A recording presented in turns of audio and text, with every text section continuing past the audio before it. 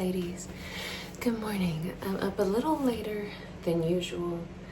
My baby started to stir and wake up when I was getting up, so I laid down a little longer with him to nurse him and help him fall back asleep.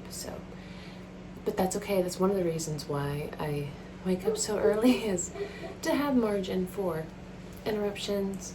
More often than not, he will wake up before the other ones do, and I wind up carrying him and walking with him as I'm listening to a podcast. So this gives me a better chance of being able to get my makeup on and have my coffee before he wakes up. So yeah, my pot is currently on boiling water, so I'm gonna start getting ready.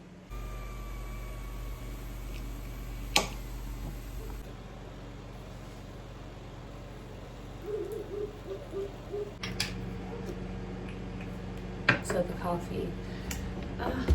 the coffee will sit there for 4 minutes, so that gives me some time to apply some makeup. So normally when I'm applying this, my brain still feels kind of foggy. So I will listen to a podcast. It kind of helps dust off the cobwebs in my brain. And it's nice, helps get everything in motion, it feels like.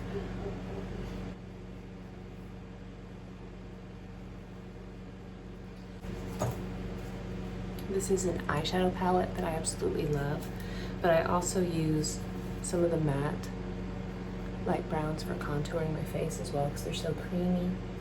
And they're creamy yet light. Just for a little subtle definition. Nothing crazy. I remember back in the day, I used to be one of those girls that would wear like multiple shaded foundations and use a blender and all that to, not an actual like kitchen blender, but like one of those little sponges. Oh my goodness. Now I'm like, no, it's too much. It's too much. So just a little. Got a nice subtle blush. This is called Romantic Rose. Just like this.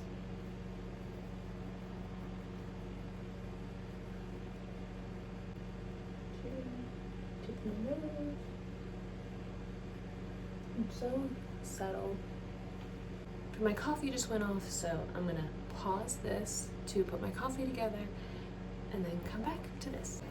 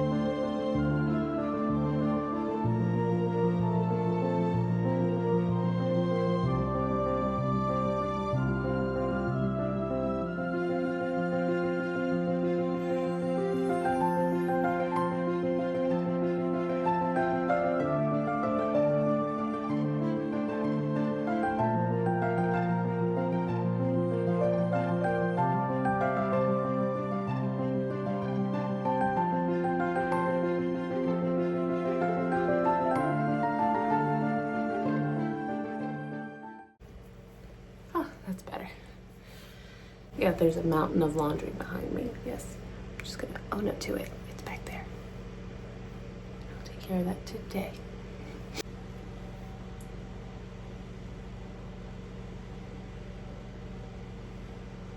So I have like slightly hooded eyelids and like almond shaped eyes.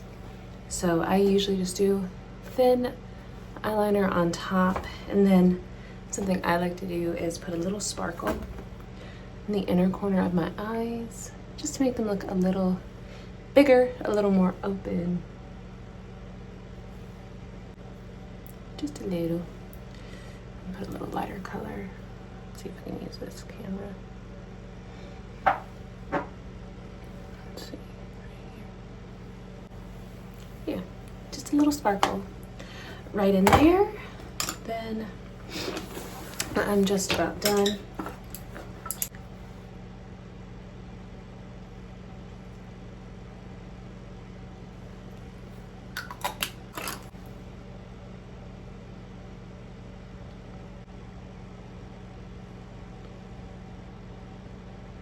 Yes, people have asked me before if I have any recommendations for non-toxic makeup brands, and honestly, I don't know a whole lot about that.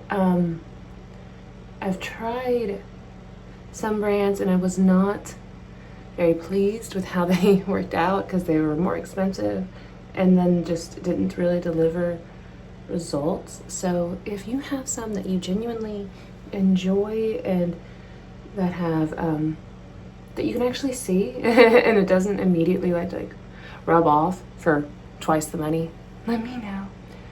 Because if it's high quality and it's actually gonna work, I don't mind paying extra. I don't mind saving up for that. But if it's extra money and then I can't even see a difference, like that gets on my nerves. Like the Pacifica mascara, for example, it's supposed to be really clean. And I would put on like 16 coats and my lashes still looked blonde. So I was like, forget it. This is not worth it. So the highlighter is totally not necessary, but I just like it. I really like the impact that it has. Truth be told, it's almost empty. So just putting a few light dabs on my face. Need to get more soon. Right here.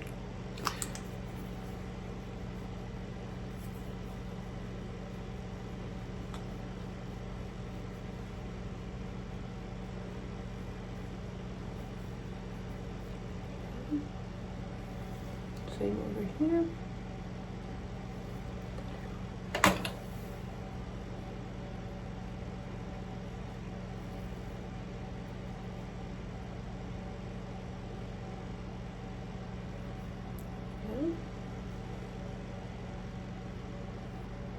Gotta do the fish face, obviously.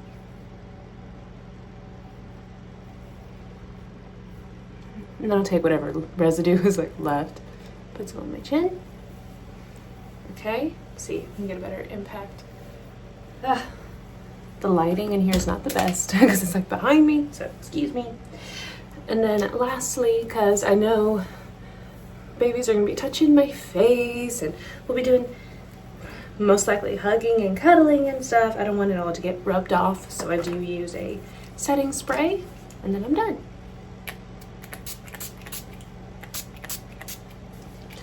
Whew. Alrighty. Ugh. So I'm gonna keep my hair up until my face feels dry, and I'm done. You're hearing a couple of heaters on in the background because it's actually snowing outside, so we have two to keep the house comfortable, so I apologize for all the buzzing in the background. But now is when I will continue to listen to a podcast or a video, and I will just walk. Here, let me show you. We have this big table over here, and I will literally just walk and walk over and over as I'm listening. My goal used to be to get 2,000 steps in just from walking and listening. Now it's I try more for 3 or 4 before the kids wake up, and once I hit that is when I will sit down and, if Father willing, do some reading and some journaling if my baby hasn't woken up yet. Almost immediately after I said that, little man woke up, so he's gonna be joining us.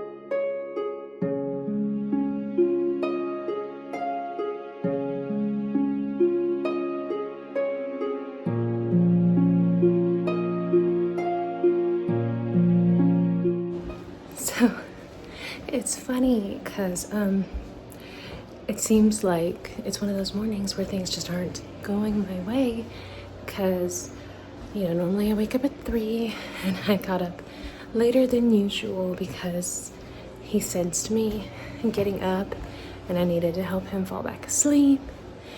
And as soon as I said I was about to start walking, he woke up, which granted I can still do. It's just not as easy. I don't move as fast, so I can't reach the steps that count as easy. And of course he gets heavy after a while. So, but I thought, this is actually really poignant because I get some pushback from other moms about waking up early. And I think it's because we have this idea in our heads, and I think a lot of it comes from social media with these beautifully curated morning routines where we can feel like if it's not going to look exactly the way I want it to, then I'm failing, it's not worth it, it's not right, I can't have it be the way I want it to be. But that's life. Life tends to have these these bumps, these hiccups. Sometimes things are different than we imagine that they will turn out, but they can wind up being better than we hoped they would be. And we also grow our resilience when we continue to do our part to make these habits, to make these steps towards being more in alignment with the woman we want to be. So yes, this morning hasn't gone exactly like I typically like it to, but there are mornings like this, and it's okay. They're still beautiful in their own way, and I can still do the things. Oh, my back is getting a little sore, so I'm not gonna think badly about myself if I don't get in all the steps, but instead use this time to sit down and read, because I do have a long list of books I want to get through very quickly, and I still need to journal. So there can still be good things to this morning, and I can do those things while he's asleep on me, and I can work double time to get those steps in later.